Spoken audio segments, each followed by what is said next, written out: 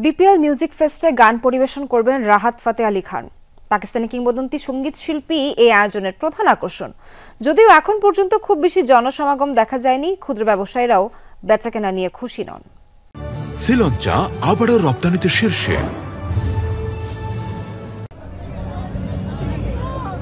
যার গানে ফেসবুকে অসংখ্য রিল, টিকটকে অসংখ্য ভিডিও বানায় বর্তমান প্রজন্ম, সেই রাহাত ফতে আলী খানের গান শোনার সুযোগ কেউ কেন মিস করতে চাইবে? বিপিএল মিউজিক ফেস্টে দর্শকদের প্রধান আকর্ষণ তাই পাকিস্তানি কিংবদন্তি এই সঙ্গীত শিল্পী। সোমবার দুপুর 2:30 থেকেই দর্শকরা স্টেডিয়ামে প্রবেশ করতে শুরু করেন।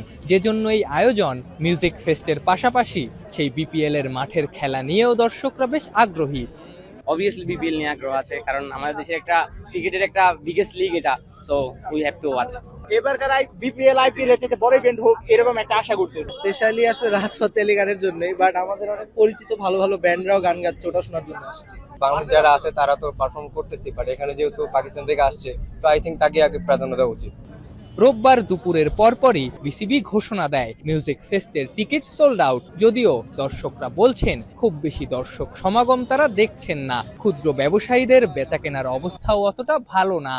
অন্যান্য দিনের তুলনায় আজকে বেচাকিনি নেই, একদমই নেই। যা ভেবেছি তার 3 গুণের অর্ধেকও নেই, মানে একদমই অবস্থা খারাপ। যেই টাকা দিয়ে গাড়ি ভাড়া দিয়ে আসছি, মনে হয় যে ওই গাড়ি ভাড়া উঠতে কষ্ট হয়ে যাবে। মোটামুটি ভালো লাইন আমি দেখতে পেয়েছি।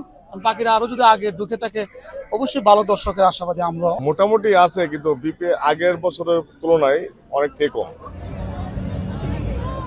বিপিএল মিউজিক ফেস্ট নিয়ে দর্শকদের মধ্যে মিশ্র প্রতিক্রিয়া থাকলেও বাস্তবতা বলছে খুব বেশি দর্শকের সমাগম এই মুহূর্তে এখন পর্যন্ত মিরপুর শেরেবাংলা স্টেডিয়ামের সামনে দেখা যাচ্ছে না। তবে সময় যত গড়াবে আশা করা যায় বিপিএল মিউজিক ফেস্ট পূর্ণতা পাবে, দর্শক সমাগম বাড়বে। Afnan Piyal, Jamuna sports, Mirpur Sher e Bangla stadium, Dhaka.